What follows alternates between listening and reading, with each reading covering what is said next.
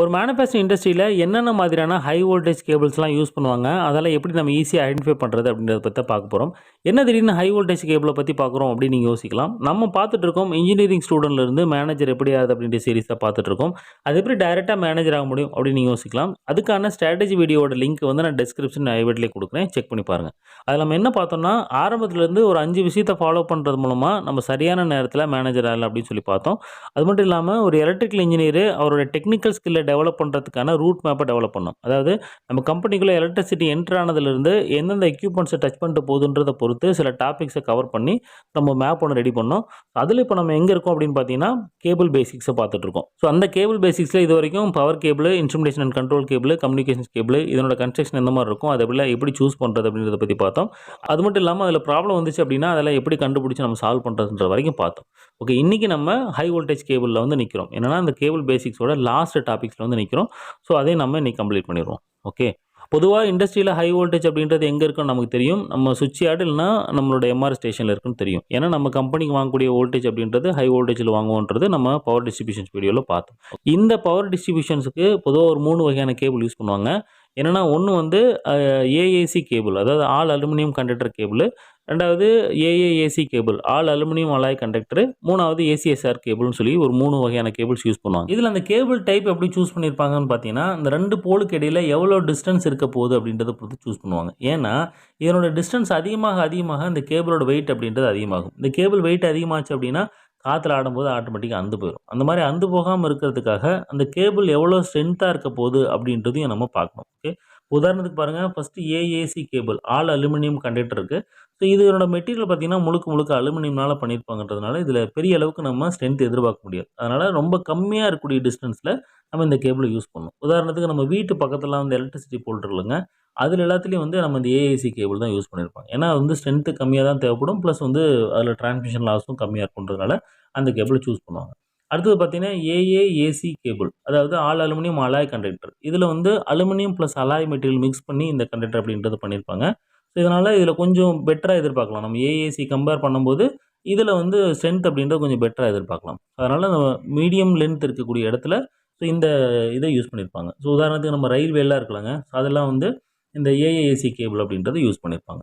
So அடுத்தது ACSR. ACSR அப்படின்றது வந்து ஸ்டீல் இன்ஃபோர்ஸ் பண்ணி பண்ணியிருப்பாங்க அந்த கேபிள். ஸோ அதனால் இதில் ஸ்ட்ரென்த் வந்து நல்லாவே இருக்குன்றதுனால ஸோ பெரிய டவர் கடையில் யூஸ் பண்ணியிருப்பாங்க. இப்போ நம்ம 110 கேவி 220 கேவி லைனு, ஸோ இதெல்லாம் வந்து பார்த்தீங்கன்னா இந்த ஏசிஎஸ்ஆர் கண்டக்டர் அப்படின்றத யூஸ் பண்ணியிருப்பாங்க. ஓகே, இப்போ டிரான்ஸ்மிஷன் லைனை பார்க்கும்போது இது என்ன டைப் ஆஃப் கேபிள் அப்படின்னு சொல்லி உங்களுக்கு ஞாபகம் வரும். ஓகே, இப்போ ரெண்டாவது நம்மளுக்கு இன்னொரு டவுட் வரலாம். பொதுவாகவே டிரான்ஸ்மிஷன் லைனுக்கு எதுக்காக அலுமினியம் கேபிள் யூஸ் பண்ணுறாங்க அப்படின்னு சொல்லி நமக்கு டவுட் வரலாம். அதில் பார்த்தீங்கன்னா ஒரு 4 ரீசன் சொல்லலாம். ஒன்று வந்து அதனோட காஸ்ட்டு கம்மி, நம்ம ரொம்ப டிஸ்டன்ஸ் போட போகிறோம் அப்படின்றதுனால அதனோட காஸ்ட்டு கம்மி. ஸோ ரெண்டாவது அது வந்து நல்ல கண்டக்டர், அதனோட டிரான்ஸ்மிஷன் லாஸ் கம்மியாக இருக்கும்னு சொல்லி நமக்கு தெரியும். ஸோ அடுத்தது பார்த்தீங்கன்னா வெயிட் ரொம்ப கம்மியாக இருக்கும். ஏன்னா நம்ம ஒரு அவுட்டோரில் போட போகிறோம், ரொம்ப லென்த்தாக போட போகிறோன்றதுனால வெயிட் கம்மியாக வேணும். ஸோ அதனால் வெயிட் கம்மியாக இருக்கிறதுனால நம்ம யூஸ் பண்ணுறோம். ஸோ அடுத்து பார்த்தீங்கன்னா அதில் வந்து துருப்பிடிக்காது. நம்ம அவுட்டோரில் வெயிலையும் மழையிலையும் இருக்க போதுன்றதுனால அதில் துருப்பிடிக்கக்கூடாது. நம்ம இந்த அலுமினியம் கண்டக்டர் யூஸ் பண்ணோம் அப்படின்னா துருப்பிடிக்கான்றதுனால நம்ம அந்த அலுமினியம் கண்டக்டரை நம்ம டிரான்ஸ்மிஷன் லைனுக்கு ரெஃபர் பண்ணுறோம். அடுத்து நம்ம கம்பெனிக்குள்ளே போகலாம். ஸோ கம்பெனிக்கு தேவையான எலக்ட்ரிசிட்டியை நம்ம சுவிட்ச் யார்ட் மூலமாக தான் ரிசீவ் பண்ணணும்னு சொல்லி நமக்கு தெரியும். ஓகே, அதில் இருக்கக்கூடிய எக்யூப்மெண்ட்ஸ் எல்லாத்தையும் கனெக்ட் பண்ணுறதுக்காக என்ன மெட்டீரியல் யூஸ் பண்ணுவாங்கன்னு பார்த்தீங்கன்னா ஏசிஎஸ்ஆர் கனெக்டர் தான் யூஸ் பண்ணுவாங்க. ஓகே, அந்த ஏசிஎஸ்ஆர் கனெக்டரை பார்த்தீங்கன்னா 2 டைப்பாக சொல்லுவாங்க. ஒன்று வந்து பண்டில்டு கண்டக்டர், இன்னொன்று வந்து ஹாலோ டைப்னு சொல்லுவாங்க. இந்த பண்டில் கண்டக்டர்னா ஒன்றும் இல்லைங்க, நம்ம நார்மல் கேபிள் மாதிரி தான் இருக்கும். ஸோ இதை எங்கே யூஸ் பண்ணுவாங்கன்னா நம்ம டவர் லைன்லேருந்து நம்ம ஃபஸ்ட்டு சுவிட்ச் யார்டை கனெக்ட் பண்ணுவோம். இப்போ நம்ம சுவிட்ச் யார்டில் ஃபஸ்ட்டு என்ன இருக்கும், எல்ஏ இருக்கும். இந்த எல்ஏவையும் நம்ம டவரையும் கனெக்ட் பண்ணுறதுக்காக ஒரு கேபிள் போட்டிருப்பாங்க. அதான் வந்து பண்டில் கண்டக்டர்னு சொல்லுவாங்க. ஓகே, ஸோ அதுக்கப்புறம் பார்த்தீங்கன்னா நம்ம கம்பெனிக்கு ஒரு லைன் வாங்கியிருப்போம். வாங்கி நம்மகிட்ட வந்து நிறைய பவர் டிரான்ஸ்ஃபார்மர் இருக்குது அப்படின்னா அது எல்லாத்துக்கும் நம்ம கனெக்ட் பண்ணணும். அதனால் என்ன பண்ணுவாங்கன்னா நம்ம சுவிட்ச் யார்ட்லேயே சின்ன டவர் போட்டு ஸோ அது மூலமாக நம்மளோட மற்ற பவர் டிரான்ஸ்ஃபார்மர் எல்லாத்தையும் வந்து கனெக்ட் பண்ணியிருப்பாங்க. ஸோ அதுக்கு எல்லாத்துக்கும் வந்து பண்டில் கண்டக்டர் அப்படின்றது யூஸ் பண்ணியிருப்பாங்க. அடுத்து ஹாலோ கண்டக்டர். இது எங்கே யூஸ் பண்ணுவோம்னு பார்த்தீங்கன்னா நம்ம சுவிட்ச் யார்டில் பிடி, சிடி, ஐசோலேட்டர் இதெல்லாம் இருக்குங்க. ஸோ அது எல்லாத்தையும் கனெக்ட் பண்ணுறதுக்காக நம்ம இந்த ஹாலோ டைப் கண்டக்டர் அப்படின்றது யூஸ் பண்ணுவாங்க. இந்த இடத்துல உங்களுக்கு டவுட் வரலாம், இங்கேயும் நம்ம பண்டில் கண்டக்டரை யூஸ் பண்ண வேண்டியதானே, ஏன் வந்து ஹாலோ டைப் யூஸ் பண்ணுறாங்க அப்படின்னு நமக்கு தோணலாம்.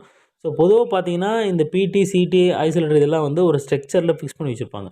இந்த இடத்துல நம்ம பண்டில் கண்டக்டர் யூஸ் பண்ணோம் அப்படின்னா அது 2க்கு இடையில் கேபிள் தொங்கும். அதனோட வெயிட் வந்து அந்த பிடி, சிடியோட பொசிஷனை டிஸ்டர்ப் பண்ணும். அந்த மாதிரி டிஸ்டர்ப் பண்ணிச்சுன்னா நமக்கு தேவையில்லாத பிரச்சனை வரும்ன்றதுனால இந்த ஹாலோ டைப் கனெக்டர் யூஸ் பண்ணியிருப்பாங்க. ஸோ இப்போ இந்த ஹாலோ கனெக்டர் யூஸ் பண்ணுறதுனால என்ன ஆகும்னா, 2க்கு இடையில வந்து ஒரு ஸ்ட்ரக்சர் மாதிரி ஆயிரும். ஸோ இது காற்றடிக்கும் போதோ இல்லை வேறு ஏதாவது பிரச்சனை ஆனாலோ அது வந்து இருக்கிற பொசிஷன்லேருந்து டிஸ்டர்ப் ஆகாது அப்படின்றதுனால இந்த ஹாலோ டைப் கனெக்டர் அப்படின்றத ரெக்கமெண்ட் பண்ணுவாங்க. ஓகே. இப்போ ஹை வோல்டேஜ்க்கு கேபிள் மட்டும் யூஸ் பண்ண மாட்டாங்க, பஸ் பார்ஸும் யூஸ் பண்ணுவாங்க. அது எங்கே யூஸ் பண்ணுவாங்கன்னு பார்த்தீங்கன்னா, இப்போ நம்ம டிஸ்ட்ரிபியூஷன் டிரான்ஸ்ஃபார்மர் இருக்குது. டிஸ்ட்ரிபியூஷன் டிரான்ஸ்ஃபார்மர்லேருந்து நம்மளோட எம்டிபி கனெக்ட் பண்ணுற இடத்துல பஸ் பார்ஸ் யூஸ் பண்ணியிருப்பாங்க. ஸோ அந்த பஸ் பார் பார்த்தீங்கன்னா 2 டைப்பாக இருக்கும். ஒன்று வந்து இந்த மாதிரி பெரிய ஏர் டக்ட் பஸ் பாராக இருக்கும். இன்னொன்று சாண்ட்விச் பஸ் டக்டாக இருக்கும்.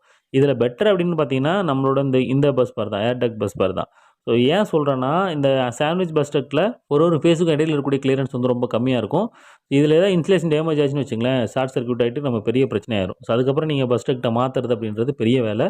ஸோ அதனால் நீங்கள் இந்த மாதிரி ஏர் டக்ட் பஸ் பார் யூஸ் பண்ணுறது பெட்டர். ஓகே. இப்போ ஹை வோல்டேஜ் கேபிளை பற்றின ஒரு பேசிக் ஐடியா உங்களுக்கு வந்திருக்கும். இனி நம்ம சுவிட்ச் யார்டை பார்க்கும்போதோ இல்லை ஒரு டிரான்ஸ்மிஷன் லைனை பார்க்கும்போதோ பிளாங்காக நிற்கணும்னு அவசியம் இல்லைங்க. நமக்கு ஒரு ஆரம்பம் கிடைச்சிருக்கும். ஸோ அதிலிருந்து நம்ம வேலை செய்ய நம்ம எக்ஸ்பீரியன்ஸை கேதர் பண்ணலாம். ஓகே. ஸோ நம்ம அடுத்த வீடியோவில் நம்ம ரூட் மேப்பில் இருக்கக்கூடிய ப்ரொடக்ஷன் டிவைசஸை பற்றி தான் பார்க்க போகிறோம். அதாவது ஒரு கம்பெனியில் வேலை செய்யக்கூடிய ஆட்களாக இருக்கட்டும், அங்கே இருக்கக்கூடிய டிவைஸாக இருக்கட்டும், அது எல்லாத்தையும் பாதுகாக்கிறதுக்கு என்னென்ன மாதிரியான ப்ரொடக்ஷன் சிஸ்டம் வச்சுருக்காங்க, ஸோ அதை நம்ம பேனல்ஸோடு எப்படி கனெக்ட் பண்ணியிருக்காங்க, ஸோ அதில் பிரச்சனைகள்லாம் வந்துச்சுன்னா அதை எப்படி நம்ம சால்வ் பண்ணுறது, ஸோ அதில் நம்ம ரெகுலர் மெயின்டெனன்ஸ் என்னென்ன பண்ணணும் அப்படின்றத பற்றியெல்லாம் நம்ம டீட்டெயிலாக பார்க்கலாம். ஓகே. தேங்க்யூ.